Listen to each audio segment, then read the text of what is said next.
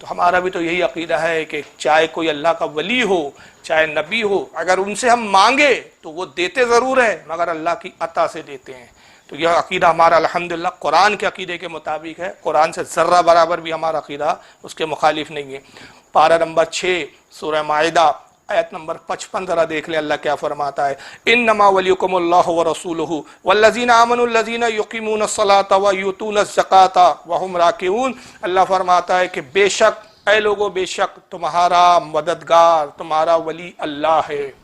اللہ فرما رہا ہے کہ اے مومنو، ایمان والو، تمہارا مددگار کون ہے؟ اللہ ہے۔ پھر آگے فرماتا ہے اور اس کا رسول، رسول بھی تمہارا مددگار ہے۔ اور صرف رسول تک بات نہیں روکی گئی، آگے پھر وہ اللہ کا ارشاد بڑھتا ہے آگے، اور اللہ ارشاد فرماتا ہے والذین آمنوا الذین یقیمون الصلاۃ ویؤتون الزکاۃ وہم راکعون، اور وہ لوگ بھی تمہارے مددگار ہیں جو ایمان لائے، نمازوں کو قائم کرتے ہیں، زکوٰۃ ادا کرتے ہیں اور اللہ کے حضور جھکے ہوئے ہیں۔ یعنی وہ اولیاء اکرام کی جماعت جو ایمان میں مضبوط ہے، مستحکم ہے، جن کا عالم یہ ہے کہ اللہ کے لیے نمازوں کو قائم کرتے ہیں، اللہ کی راہ میں زکوٰۃ دیتے ہیں اور اللہ کی بارگاہ میں جھکے ہوئے ہیں، خوب عبادتیں کرتے ہیں، وہ اولیاء اکرام، وہ نیک صالحین، وہ بھی تمہارے مددگار ہے۔ 3 مددگار خود اللہ نے بیان فرمایا، اللہ بھی مددگار ہے، رسول بھی مددگار ہے، اللہ حقیقی مددگار ہے، اللہ کی عطا سے رسول اللہ مددگار ہے، اور رسول کے صدقے میں اولیاء اکرام بھی مددگار ہے۔ یہ ہے اہل سنت کا عقیدہ۔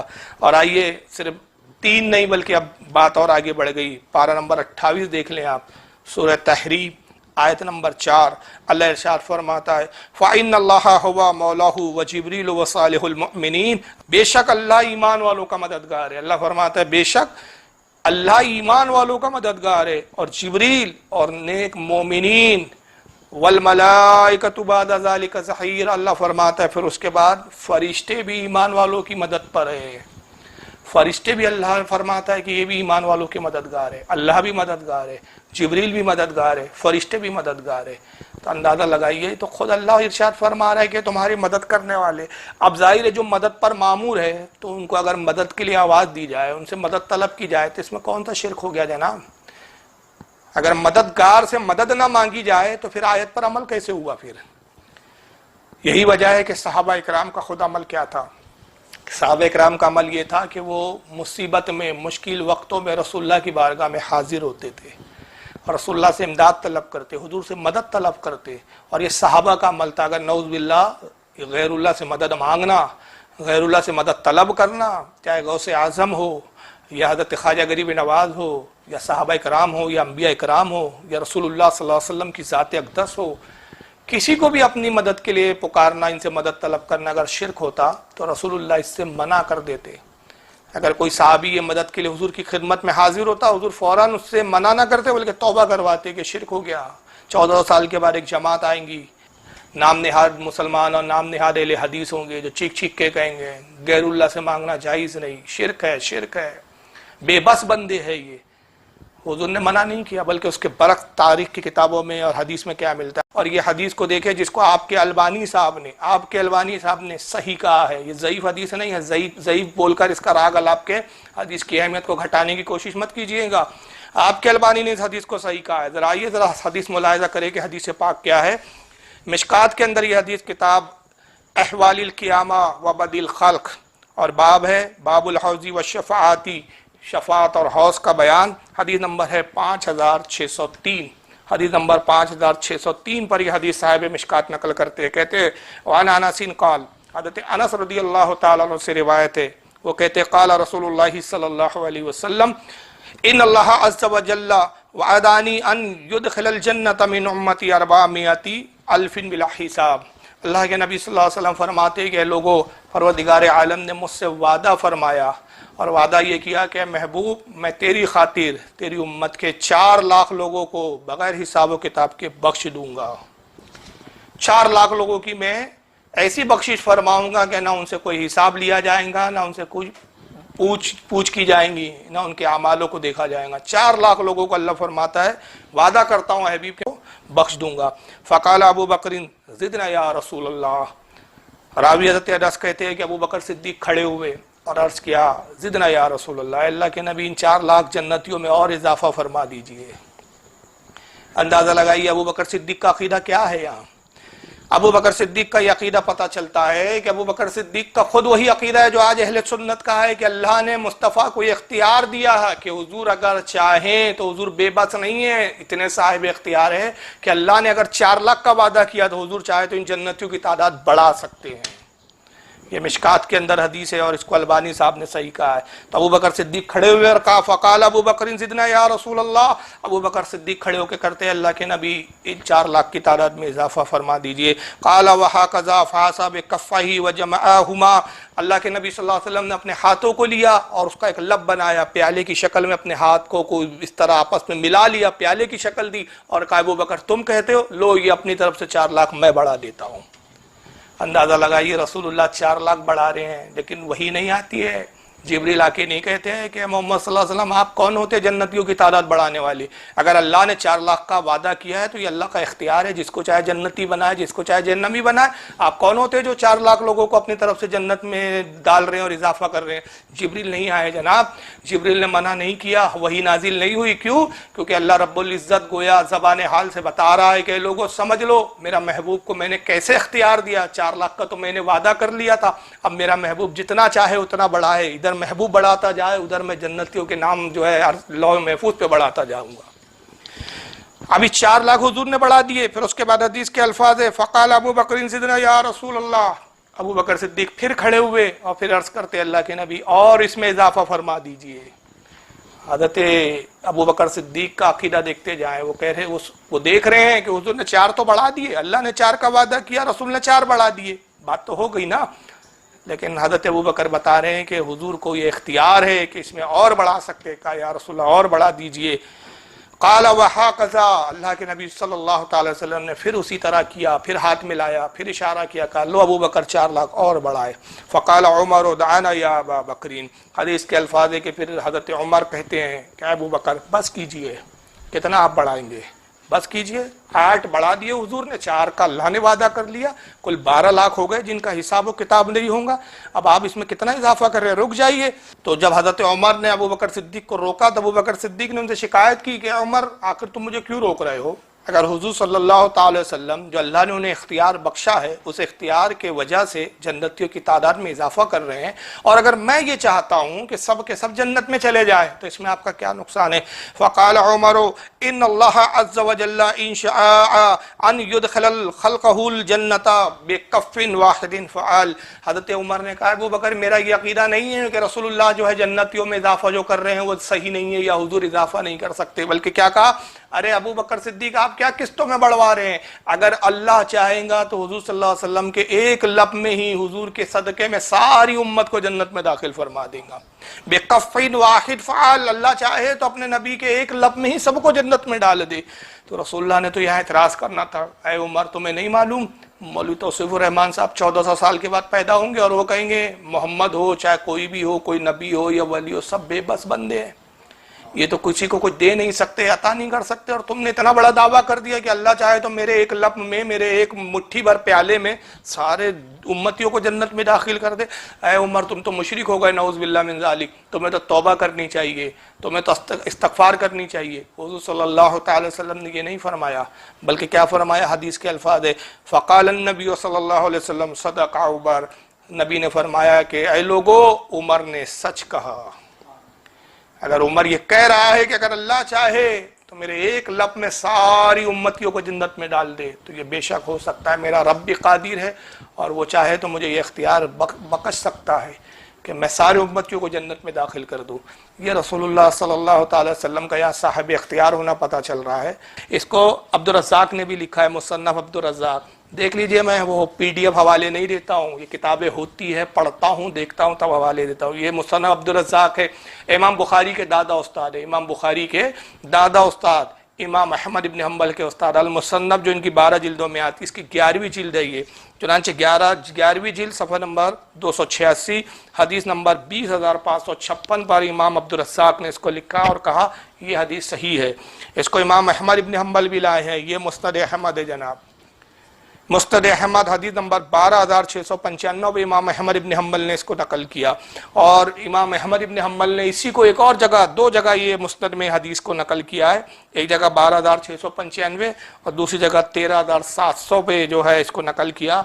और इमाम अहमद इब्न हम्बल ने जिस सनद से लाया उसकी सनद जो है वो सही है। इमाम हम्बल ने इसको फरमाया इस्नादु सहीहुन रिजालुस सिक़ात, यह हदीस सही है, इसकी सनद सही है और इसके रिजाल, इसके रावी सही है। और बल्कि इसकी जो तखारिज जिन साहब ने की, अरब की आलिम ने, उन्होंने ये भी हाशिये में लिखा कि रिजालुश शैखैन, इसके रिजाल जो शैखैन के रिजाल है, यानी इमाम बुखारी और इमाम मुस्लिम के रिजाल है इसके। इसको इमाम तबरानी भी लाए हैं मौजूमुल औसत के अंदर, जिल्द नंबर 3 सफ़ा नंबर 359 हदीस नंबर 3400 पे। और इमाम तबरानी ने इसको अपनी दूसरी हदीस की किताब मौजमुस सगीर में भी लाया, जिल्द नंबर 1 सफ़ा 124 हदीस नंबर 342 के तहत। इसको इमाम अबू याला ने भी नकल किया अपनी मुस्नदुल याला के अंदर, जिल्द 6 सफ़ा 417 हदीस नंबर 3783। इमाम बहकी ने भी इस हदीस को लिखा अपनी किताब अल अस्मा व सिफ़ात, जिल्द 2 सफ़ा 154 हदीस नंबर 721। और इमाम बहकी ने भी इस हदीस के बारे में कहा सहीहुन, यह हदीस सही है। इमाम इब्न अबी आसिम ने इसको सुन्ना में लाया, जिल्द नंबर 1 सफ़ा 262 हदीस नंबर 590। और इमाम इब्न अबी आसिम कहते हैं इस्नादुहु सहीहुन अला शर्त मुस्लिम, ये इमाम मुस्लिम की शर्त पर यह हदीस सही है, इसकी सनद भी सही है। इमाम बज़्ज़ार ने कश्फुल अस्तार हदीस नंबर 3548 पर इस हदीस को लाया। इसको इमाम बगावी ने भी लिखा अपनी किताब शरह सुन्ना, जिल्द नंबर 7 सफ़ा 507 हदीस नंबर 4231 के तहत। इसको इमाम हैसमी भी लाए हैं मजमउज़ ज़वाइद में, जिल्द नंबर 10 सफ़ा 545 हदीस नंबर 18707 के ऊपर। यह है अल-मुसन्नफ मेरे हाथ में इमाम इब्न अबी शैबा की। इमाम इब्न अबी शैबा जो इमाम बुखारी के उस्ताद है, इमाम मुस्लिम के उस्ताद है, इमाम अबू दाऊद के उस्ताद है, साहिब सियाह सित्ता, उनमें से 3 जलील क़द्र इमामों के ये उस्ताद रहे हैं हज़रत इमाम इब्न अबी शैबा। 12 जिल्दों में और कई मुख्तलिफ जिल्दों में, इनकी 17 जिल्दों में भी आई है इब्न अबी शैबा तखारिज के साथ। ये जो नुस्खा मैं दिखा रहा हूँ मेरे पास 17 वाला भी है, लेकिन ये 12 वाली किताब का नुस्खा दिखा रहा हूँ, 12 जिल्दों वाली का, अल मुसन्नफ इब्न अबी शैबा, इमाम इब्न अबी शैबा हदीस नंबर 37923। और फिर ये हदीस किन किन किताबों में आई वो भी दिखाऊंगा इंशाल्लाह। इस हदीस को इमाम तबरानी भी लाए हैं, ये देखिए तबरानी मौजमुल कबीर। मैं जितने किताबों के हवाले दे रहा हूँ सब मेरे पास अल्हम्दुलिल्लाह ओरिजिनल मौजूद है। ये है तबरानी अल मौजमुल कबीर, इसकी जिल्द नंबर 19 सफ़ा 11 हदीस नंबर 12। और भी हवाले में आगे देता हूँ। ये किताबों के मैं जो दिखा रहा हूँ आपको नुस्खे, इसमें क्या है, हज़रत कतादा एक सहाबी है, जलील क़द्र सहाबी है। ग़ज़वा बद्र में इनकी आँख पर एक तीर आके लगता है, और जब तीर लगा तो आँख उनकी निकल आई बाहर हल्के में से। उन्होंने उस आँख को फेंका नहीं, उस आँख को ज़मीन पर दबा नहीं दिया, ज़ाय नहीं किया। उनका अकीदा देखिए हज़रत कतादा साहब रसूल का, उस आँख को लेते अपने हथेली में लिया, नस से लटक रही थी वो आँख, उसको तोड़ा, हाथ में ले लिया, और हाथ में लेकर वो आँख रसूलुल्लाह की बारगाह में हाजिर होकर कहते या रसूलुल्लाह इस आँख को दुरुस्त फरमा दीजिए। नबी पाक सल्लल्लाहु अलैहि वसल्लम ने तो फ़ौरन आपके बकौल आपके अकीदे के मुताबिक शिर्क का फतवा लगा देना था, कहना था गैरुल्लाह से मांगने आए हो, मांगना भी है तो अल्लाह को पुकारो, मुझे पुकार रहे हो, मुझसे मदद तलब कर रहे हो, और उस काम की मदद मुझसे मांग रहे हो जो मेरी फील्ड नहीं है। मैं तो नबी बनकर आया हूँ, डॉक्टर बन के नहीं आया हूँ, मैं तबीब नहीं हूँ कि तुम्हारा ऑपरेशन कर दूँ और इस आँख को दुरुस्त कर दूँ। हुजूर ने ये नहीं फरमाया, क्योंकि मुस्तफ़ा सल्लल्लाहु अलैहि वसल्लम को अल्लाह ने इख्तियार दिया था। और सहाबी का ये कहना हुजूर आँख दुरुस्त कर दीजिए, सहाबा भी जानते थे कि नबी को अल्लाह ने इख्तियार बख्शा है, हुजूर चाहे तो मदद फरमाते हैं। अल्लाह के नबी ने अपने दस्ते मुबारक में उस आँख के गोले को लिया और उसको अपनी जगह लगाया। फिर रावी कहते अपना लुआब दहन निकाला। रावी खुद हज़रत कतादा इब्न नुमान, इनका पूरा नाम है कतादा इब्न नुमान। हज़रत कतादा इब्न नुमान कहते हुजूर ने वो आँख को मेरे आँख के गोलों में हल्के में रखा और अपना लुआब दहन लगाया और आँख पर इमामा बांध दिया और फरमाया कि इसको अगली नमाज में जब तू नमाज पढ़ने आए, गालिबन ज़ोहर का वक्त था, वो जब आँख दुरुस्ती का असर के वक्त जब तू आए तो ये आँख मुझे खोल के दिखाना। हज़रत कतादा आए और जब आँख को खोला तो पूछा रसूलुल्लाह ने, कतादा आप क्या हाल है तुम्हारा? कहा या रसूलुल्लाह खुदा की कसम वो आँख ज़्यादा रोशन और ज़्यादा दूर तक देख रही है जिसको आपने दुरुस्त किया है। मौलवी साहब लगाइए शिर्क का फतवा इन मुहद्दिसीन पे, इनको नहीं दिख रहा था मांगो तो अल्लाह से मांगो। ये इमाम इब्न अबी शैबा को नहीं दिख रहा था, इमाम तबरानी को नहीं सूझा ये। इसको इमाम इब्न इसहाक भी लाए हैं अपनी सीरत की किताब सीरतुन नबुवा, صفحہ نمبر 329۔ سیرت کی پہلی کتاب ہے ابن اسحاق نے جو لکھی ہے، جلیل القدر طبع تابعی ہے۔ ابن سعد نے بھی اس کو اپنی طبقات کے اندر نقل کیا ہے، طبقات الکبریٰ جلد نمبر 2 صفحہ 370 پر۔ اس کو امام ابو یعلا بھی لائے اپنی المسند میں جلد نمبر 3 صفحہ 120 حدیث نمبر 1549۔ امام ابو نعیم نے بھی اس حدیث کو نقل کیا، دلائل النبوہ حدیث نمبر 417۔ ابن عساکر نے بھی اس کو تاریخ دمشق الکبیر جلد نمبر 150 صفحہ نمبر 279 پر لایا۔ امام ابن حبان نے اس کو اپنی ثقات کے اندر جلد نمبر 3 صفحہ 344 پر لایا۔ امام حاکم بھی اس کو المستدرک میں لایا جلد نمبر 3 صفحہ 334 حدیث نمبر 5281۔ امام بہقی نے بھی لایا دلائل النبوہ جلد نمبر 3 صفحہ 48 حدیث نمبر 1012 پہ۔ حضرت امام ابو عوانہ انہوں نے اپنی المسند میں جلد 4 صفحہ 348 حدیث نمبر 2929 پر لایا۔ اس کو علامہ صحبی نے بھی سیار الاعلام النبالہ جلد نمبر 2 صفحہ 133 پر لایا۔ امام اسقلانی نے بھی اس کو لکھا ہے تہذیب التہذیب جلد نمبر 5 صفحہ نمبر 231 رجال نمبر 6505 پر۔ اس کو امام ابن الاسیر الجزری نے بھی اسد الغابہ فی معرفت الصحابہ جلد نمبر 4 صفحہ 414 رجال نمبر 4271 پر لایا۔ اور حافظ ابن کثیر نے بھی، جن کو غیر مقلدین خوب مانتے ہیں، حافظ ابن کثیر نے البدایہ والنہایہ جلد 4 صفحہ 86 پہ لایا۔ امام حیثمی نے بھی اس کو مجمع الزوائد جلد نمبر 8 صفحہ 525 حدیث نمبر 14098 پہ لایا۔ اور ایک حدیث آپ دیکھ لیں، بڑی پیاری حدیث ہے یہ حدیث تو وہابیت کا بیڑا غرق کر دیتی ہے۔ یہ ہے امام طبرانی کی المعجم الکبیر، اس کی جلد نمبر 17 ہے، معجم الکبیر جلد 17 صفحہ نمبر 86 حدیث نمبر 290۔ امام طبرانی رحمۃ اللہ علیہ نقل کرتے ہیں، کہتے ہیں ان عتبہ بن غزوان ان نبی اللہ صلی اللہ علیہ وسلم قال، کہتے ہیں کہ وہ روایت کرتے اللہ کے نبی صلی اللہ تعالی وسلم سے کہ حضور صلی اللہ علیہ وسلم نے ارشاد فرمایا اذا اعاد اللہ احدکم شیئا او اراد احدکم عونا، اللہ کے نبی فرماتے ہیں کہ جب تمہاری کوئی شے، کوئی چیز گم ہو جائے تم سے اور تمہیں مدد کی ضرورت ہو، کسی کی مدد کی ضرورت ہو، پھر آگے فرماتے وَهُوَ بِعَرْضٍ لَيْسَ بِهَا أَنِيسٌ، اور تم ایسی جگہ ہو کہ جہاں کوئی تمہارا مونس و مددگار نہ ہو۔ مثال کے طور پہ تم جنگل میں ہو، کسی ویرانے میں ہو، یا ایسی جگہ تم پھنس جاؤ کہ جہاں کوئی تمہارا مددگار نہیں، تمہاری کوئی چیز گم ہو گئی، یا تمہیں کسی شدید قسم کی مدد کی ضرورت ہے اور تمہارا وہاں کوئی مددگار نہیں، تو پھر کیا کرنا چاہیے اس شخص کو جب کوئی مددگار ہے ہی نہیں، دور دور تک کسی کا نام و نشان نہیں؟ اب آئیے ذرا آگے الفاظ سنیں، رسول اللہ کے الفاظ ہے، یہ سرکار کی حدیث ہے، کسی بریلی کے مولانا کے الفاظ نہیں ہیں۔ تو وہابی جی کے دھرم کا تو بیڑا غرق ہو رہا ہے۔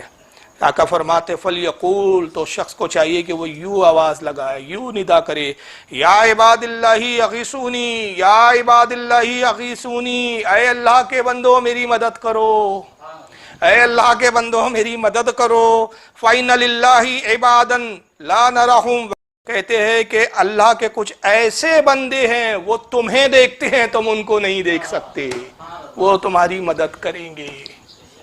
یہاں تو رسول اللہ کہہ رہے اللہ کے ایسے بندے ہیں، ان کو پکارو جب تم کہیں پھنس جاؤ، ضرورت محسوس ہو، مدد کرنے والا کوئی نہیں، کوئی تمہارا مونس و غمخوار نہیں، کوئی تمہارا پرسان حال نہیں، تو کہو یا عباد اللہ اغیثونی۔ یہی لفظ غوث اسی سے بنا ہے، غوث کے بھی معنی ہوتے ہیں مدد کرنے والا، اغیثونی اغیثونی، یہ غوث سے ہی بنا ہے یہ لفظ، مدد کرو، اے اللہ کے بندوں میری مدد کرو، اے اللہ کے بندوں میری مدد کرو، فَإِنَّ لِلَّهِ عِبَادًا لَا نَرَهُمْ، اور حضور فرماتے ہیں کہ بے شک اللہ کے ایسے کچھ بندے ہیں جنہیں تم نہیں دیکھ سکتے، وہ تمہیں دیکھتے ہیں حالانکہ تم ان کو نہیں دیکھ سکتے، دکھتے نہیں ہیں۔ تو اولیاء کی مدد آتی ہے لیکن اولیاء نظر، اب آپ بھی بولتے ہیں ہم مر گئے تو کہاں سے مدد کریں گے، ہم کہتے ہیں مدد آئیں گی، وہ تجھے دکھیں گے نہیں، وہ دکھتے انہیں کہ آنکھ والے تیری جوبن کا تماشا دیکھے، دیدہ کور کو کیا نظر آئے، کیا دیکھے۔ پھر روایت ہے آگے، اس کے راوی حضرت عتبہ کہتے ہیں کہ یہ عمل تجربہ شدہ ہے، اس کے جو راوی ہے وہ کہتے ہیں یہ عمل بھی جو ہے تجربہ شدہ ہے، اس پر جو ہے تجربہ کیا گیا اور اس کو ویسا ہی پایا گیا۔ اس حدیث کو امام طبرانی کے حوالے سے میں نے بیان کیا، حدیث نمبر 290 جلد 17 میں۔ اس کو امام مناوی نے بھی نقل کیا ہے فیض القدیر جلد 1 صفحہ 307 کے تحت۔ اس کو حضرت امام محمد بن محمد الجزری انہوں نے اپنی کتاب الحسن الحسین صفحہ نمبر 209 پہ لکھا، اور امام محمد ابن جزری کی جو کتاب الحسن الحسین ہے اس کے اندر وہ مقدمے میں لکھتے ہیں کہ اس میں میں نے کوئی بھی حدیث ضعیف نقل نہیں کی ہے۔ اس کتاب میں انہوں نے حدیث لائی، گویا ان کے نزدیک یہ حدیث صحیح ہے۔ اس کو کنز العمال میں بھی لایا گیا، جلد نمبر 6 صفحہ 706 حدیث نمبر 17498۔ امام حیثمی نے بھی اس کو اپنی کتاب مجموع الزوائد جلد 10 صفحہ 138 حدیث نمبر 17103 پہ لکھا، اور امام حیثمی کہتے ہیں رجالہ الثقات، اس کے رجال ثقہ ہے، سچے ہیں۔ اس کو علامہ شوکانی نے بھی لکھا تھا، جو غیر مقلدین کے بہت بڑے علامہ مانے جاتے ہیں۔ شوکانی صاحب نے تحفۃ الذاکرین صفحہ نمبر 202 پہ لکھا، اور شوکانی صاحب اس حدیث کو لکھ کر وہاں لکھتے ہیں اس کی شرح کرتے ہوئے کہ یہ حدیث مجرب ہے، اس پر عمل جو ہے مطلب لوگوں کا عمل ہے، اور لوگوں نے اس کو جب عمل کیا تو ویسا ہی پایا، اور کہتے ہیں کہ اس طرح کے عمل کرنے میں کوئی حرج نہیں ہے۔ پوری ایک تفصیلات ہے، انشاءاللہ کسی موقع پہ میں تفصیل سے بیان کروں گا۔ اور اس کو مولوی وحد الزما صاحب نے بھی اپنی کتاب ہدیۃ المہدی صفحہ نمبر 27 پر لکھا۔